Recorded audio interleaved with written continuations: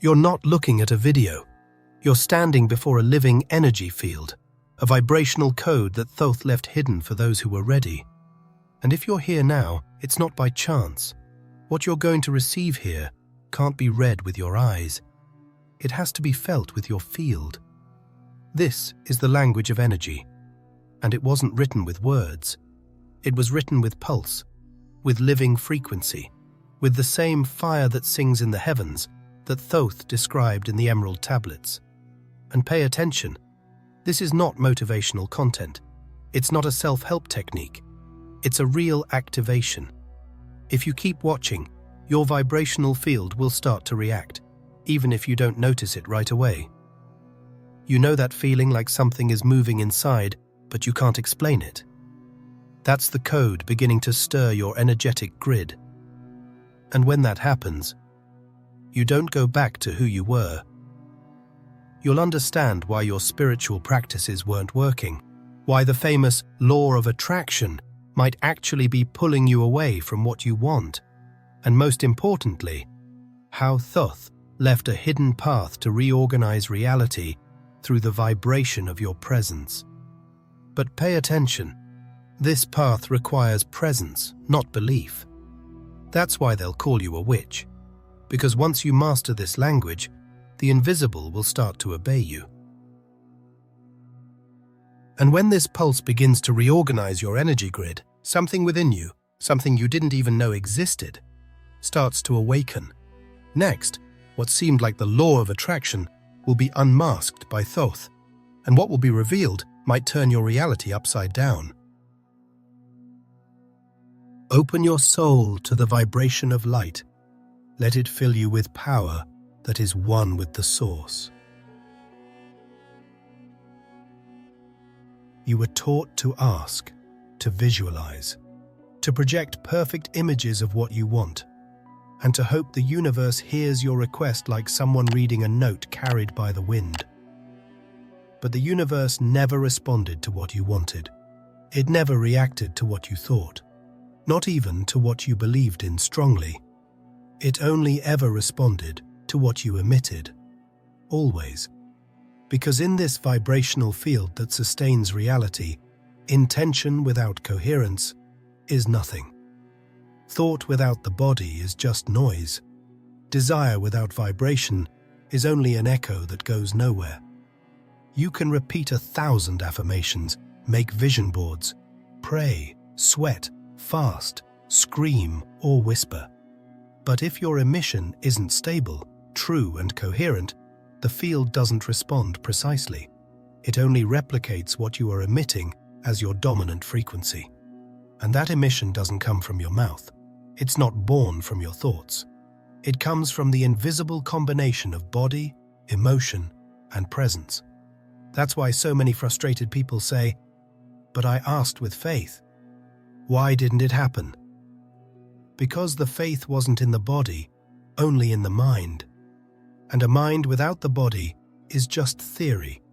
Real vibration has to be complete, embodied, stable. In the Kybalion, which carries the Hermetic wisdom attributed to Thoth, it is written, "Nothing rests, everything moves." Everything vibrates. This isn't just a nice philosophical idea. It's the most direct key to all vibrational creation.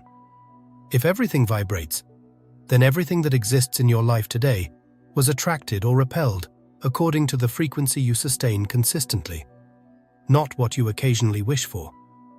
What does that mean in practice? That what you live is not punishment, it's a response. What keeps repeating isn't bad luck, it's an emitted pattern. What's missing isn't injustice, it's a vibrational mismatch. It's a disconnect between what you say you want and what you vibrate as truth. That's why Thoth left a warning recorded on Tablet 2 thousands of years ago. The mind of man, like a field, must be seeded with wisdom and truth. Only then shall the light flourish. Know why? Because the mind is fertile. But if what is thrown into it is doubt, despair, urgency, need, or comparison, it doesn't flourish. It spreads confusion. And the emission coming from inside you carries that chaos, even if your voice says otherwise. The truth is, you are already an emitter.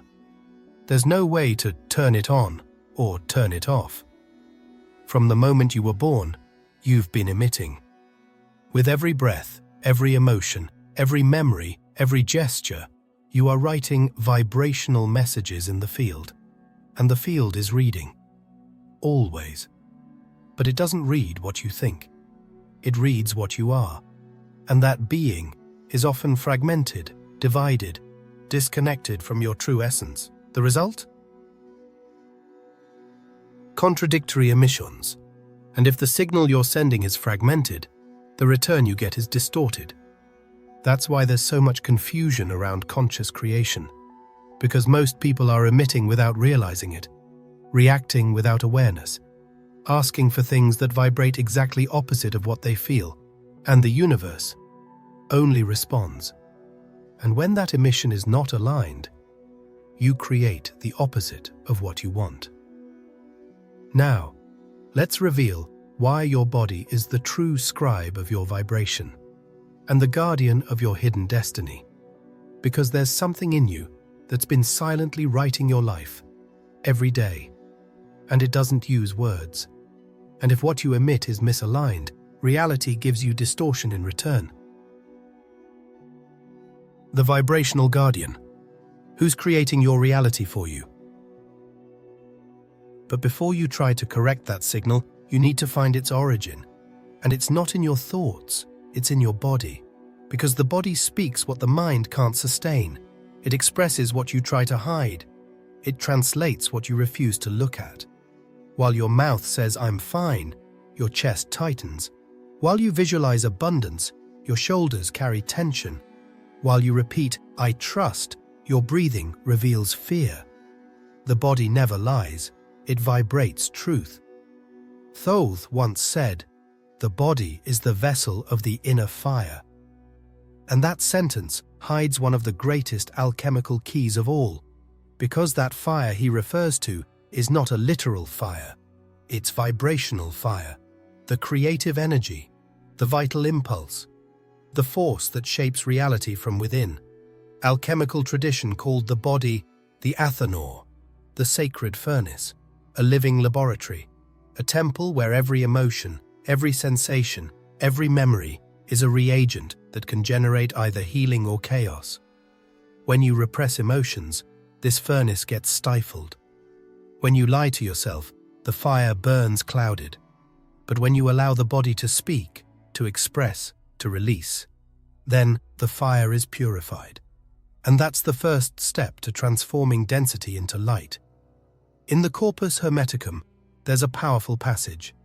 The soul inhabits the body like fire in a lamp, and its brightness depends on the oil that feeds it.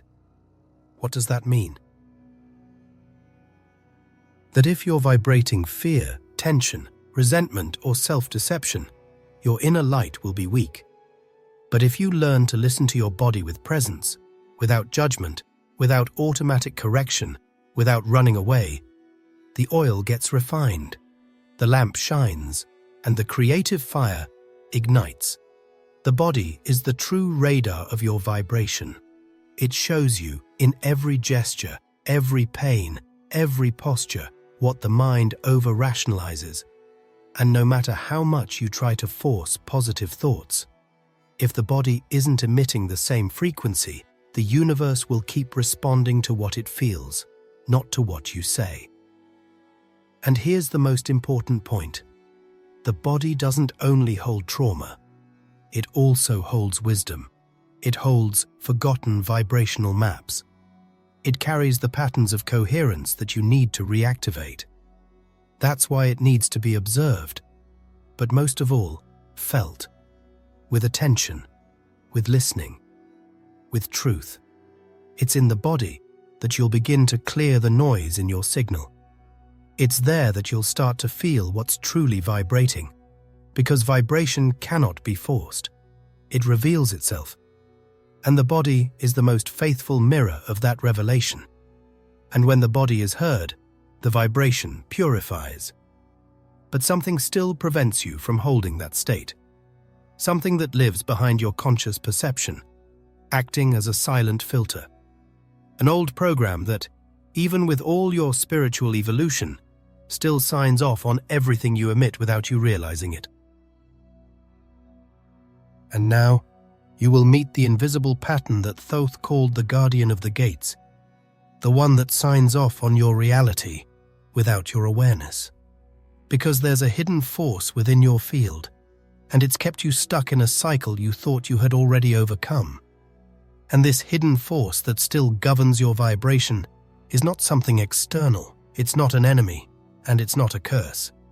It's what Thoth called the guardian of the gates, an inner aspect deeply rooted in your field that acts as a vibrational filter between who you think you are and who is actually emitting your reality. This guardian is not a physical being. It's vibrational, and it exists in every consciousness that has not yet reintegrated its forgotten fragments. In Hermetic language, this force is similar to the Watchers described by Thoth, entities that guard the portals of the self, but also block forward movement until the being is ready. In practice, this means you have within you an automatic program, a field of unconscious repetition that always reacts the same way to familiar stimuli, even when your mind wants to change. This vibrational guardian is like a silent script written over the experiences that left the deepest marks. It recorded patterns of fear, rejection, failure, or abandonment, and uses those emotional memories as a reference to filter what can or cannot manifest in your reality. And it does this flawlessly. Because its mission isn't to harm you, it's to protect you from the unknown. The thing is, that kind of protection no longer serves you. What once was a shield has now become a prison. This guardian is like a security system that was activated during a trauma and never got switched off. So every time you try to go beyond the vibrational limits it recognizes, it triggers alarms in your field, and those alarms show up as self-sabotage, sudden doubt, illness, delays, or relationships that fall apart without warning. You think something went wrong, but in truth, something inside you just didn't authorize you to cross the threshold. Alchemy called this the anima mundi, the soul of the world, which also lives in every human being as a repetitive energy matrix. It has only one role: to maintain structure, to keep what's familiar, even if what's familiar is pain, lack, or self-sabotage. Because to it, the goal is not what makes you happy, it's what keeps you in control. Even if that control is an illusion. That's why, even after courses, retreats, therapy, and spiritual practices, many people go back to the same patterns. Because the guardian is still active. It watches everything you do vibrationally and acts like a subtle gatekeeper, preventing certain outcomes from manifesting. And the most dangerous part, it does this without you realizing it. You believe you're being yourself, but in truth, you're being an echo. That echo comes from versions of you frozen in time. From emotions that weren't released, from interpretations that became crystallized during painful moments and now operate as absolute rules. It's like you're living in a movie written by an old fragment of yourself, and that fragment took control of your vibrational emission without asking your current awareness. And here's the core point. You cannot eliminate the guardian. It's part of your structure. But you can reprogram it. And everything begins with a mirror. But it's not a regular mirror. It's a type of vibrational reflection that shows who you're actually being, beyond what you think. This secret mirror exists. And once you find it, everything changes. Everything changes when you find the secret mirror of the field, the one that shows you, without filters, who you're really being. Visualizing without need, the most ignored portal of manifestation. When you find this vibrational mirror, It doesn't show a pretty and polished reflection. It shows what's behind the mask. It reveals what's alive in you, even if you deny it. And that revelation doesn't always come gently, because the purpose of the hidden mirror is not to please. It's to expose. This mirror isn't made of glass. It's made of reality. It manifests in your daily life, in the people you attract, in the conflicts that repeat, in the feelings you project onto others. What you judge, reject, or fight against out there is exactly what needs to be seen in here, because nothing shows up outside of you without having a vibrational root within your field. Hermes Trismegistus taught this millennia ago.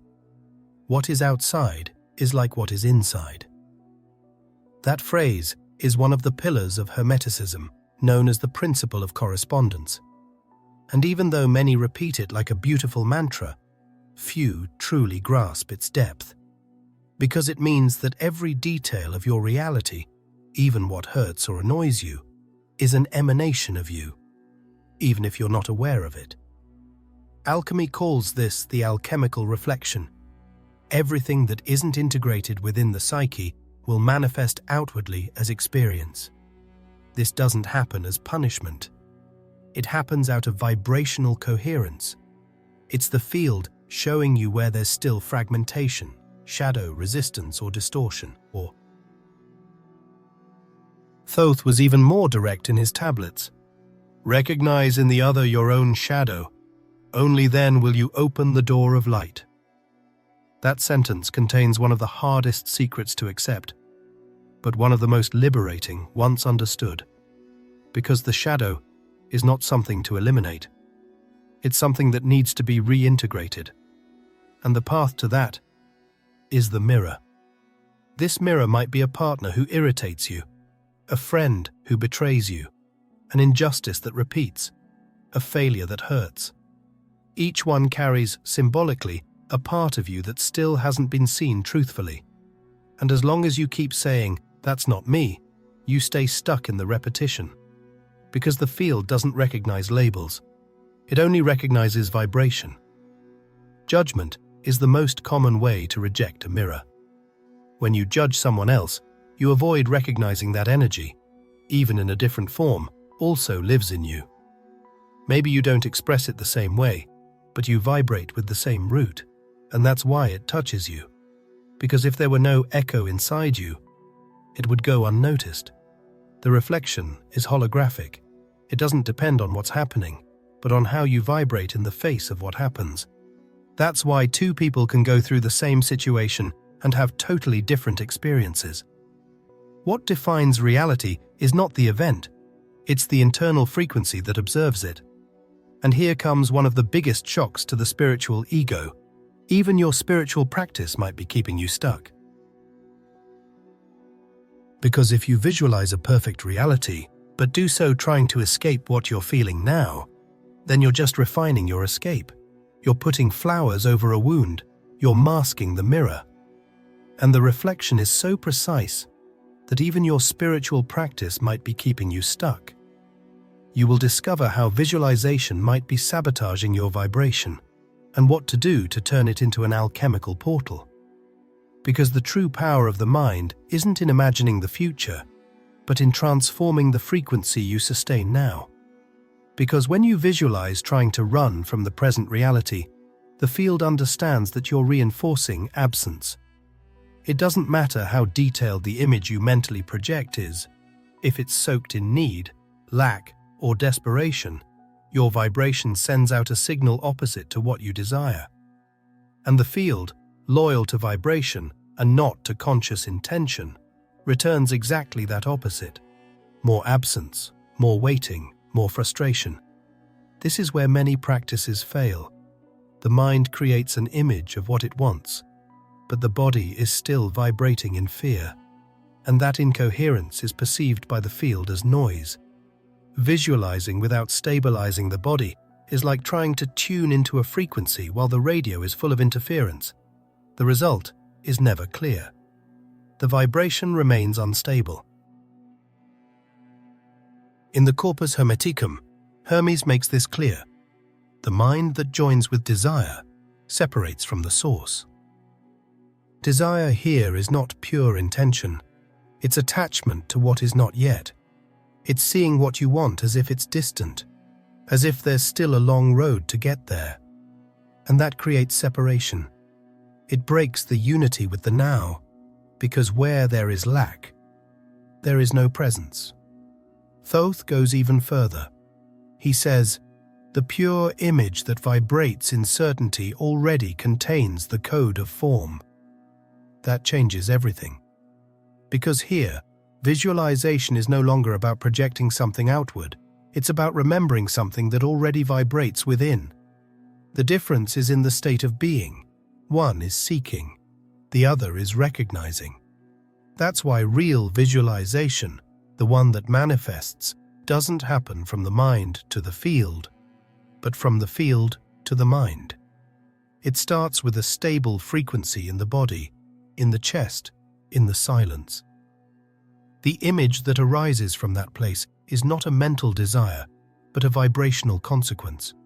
You don't imagine what you want. You feel what you already are, and by feeling, you see. This is the true ritual of vibrational remembrance, a practice where the image doesn't come from lack, but from internal coherence. Visualization stops being an effort and becomes a natural reflection of the frequency you already hold. It's like reality starts aligning on its own because your field is vibrating with clarity, without noise, without contradiction. And the most remarkable thing, when that remembrance stabilizes, the field starts to obey in silence. Nothing needs to be forced. Nothing needs to be explained. Reality simply responds, as if it recognizes a code that only you emit. This is the most ignored portal of manifestation, the state of being that precedes the image. Because before anything becomes visible, it was already vibration. And before it became vibration, it was already certainty in the invisible. The secret is not in wanting, it's in remembering. And when that remembrance stabilizes, the field begins to obey in silence. But there is a language even more powerful than images and words, a language that Thoth revealed in silence. It's time to learn how to speak to the universe the way the ancients once did. Doubt, the silent spell that deprograms everything. You don't need to ask anymore. You simply command. And because of that, they'll call you a witch. But here's the part many don't understand. This isn't magic in the folkloric sense. This is spiritual science, the legitimate mechanics of the language of energy. It's a return to the original language with which the universe was created, a language that isn't spoken, but emanated, that doesn't require words, but vibrational coherence. That coherence comes from an emotional state that goes beyond fleeting feelings. We're talking about foundational emotions, emotions that align mind, body, and field, emotions like deep gratitude, active compassion, love that asks for nothing in return, not as concepts, but as a stable frequency, sustained in silence, in daily life. Thoth called this pure form of emission. When you vibrate in this state, matter responds. The electromagnetic field around your heart resonates with the subatomic structure of reality. The HeartMath Institute has proven this, and Thoth had already described it millennia ago. What vibrates in harmony with the light becomes a creator of worlds. This is the turning point. Coherent emotion is the universal language. Manifestation doesn't happen because you think positively. It happens because you become a stable transmitter, tuned to the source. There is no effort. There is alignment. And when this language is sustained in the body, in action, and in silence, you don't need to ask anymore. You simply command. And because of that, they'll call you a witch. But there is still a hidden enemy that sabotages everything in seconds, and it's closer than you think. This enemy is subtle, almost imperceptible. and its name is doubt. Doubt doesn't show up as a scream. It arrives as a whisper, sometimes disguised as caution, logic, rational analysis. But its presence causes an immediate collapse in the field of manifestation, because doubt breaks coherence.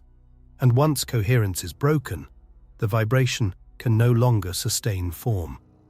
Thoth warned, "A divided mind creates shadows in the field of creation." The alchemists, in turn, called this phenomenon the double fire. Imagine an alchemical furnace where the heat must be constant for the philosopher's stone to form.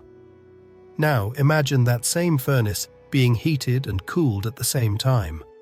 The process stalls. Transmutation fails. Doubt is that. A silent, vibrational spell that interrupts the flow of creation. And it's even more treacherous because it infiltrates from within. You may be visualizing, breathing, affirming, and still, something inside hesitates. That hesitation generates a field of noise that the universe interprets as, "I'm not ready." And since the universe doesn't judge, it only mirrors. It returns the reflection of that noise in the form of blocks, delays, repetitions. The way out. Expose the doubt. Don't deny it. Don't pretend it isn't there, but face it as part of the process, because when you recognize the point of interference, you deactivate it. The vibration becomes a straight line through time again, and the field goes back to obeying. But none of this holds if you keep seeking outside. Thoth's final secret isn't at the top of the ladder. It's in the place you left, the center, and that's where we're going now. The language of energy, the vibrational code Thoth left hidden. There's only one way to keep this state active in the real world, by consciously returning to the center every time you're challenged to leave it. This center is not a physical place. It's not a body position or an idea. It's a vibrational point within you where everything simply is. It's the point where your vibration is already whole, without noise, without effort, without needing to prove itself. It's what Hermes Trismegistus called the still point at the center of you, and what Thoth referred to as the middle chamber. This chamber has no doors. It doesn't need to be reached. It must be accessed through direct consciousness. When you enter it, there are no techniques, no visualizations, no struggle. There is only pure vibrational presence, held in silence. It's in this state that the field recognizes who you are. Because at this point, you're no longer trying to manipulate the world. You are vibrating as part of it. The field responds not because you asked, but because you returned to being the center, the source, the point from which vibration emanates with purity. In initiatory alchemy, this moment is known as coagulatio, the unification of inner polarities. The seeker who was once divided between desire and fear, past and future, body and mind, now becomes an undivided presence. He no longer acts from a fragmented place. Everything he does emits, touches, carries the vibration of the center. And that's why the world begins to respond differently. By returning to the center, there are no more techniques, only emission. But the question that remains is, how do you sustain this emission in the middle of the world's chaos? Thoth revealed the answer, but not with words. He didn't leave ordinary writings. He left vibrational codes, codes that couldn't be interpreted by the mind, only activated through frequency. This is the true language of energy.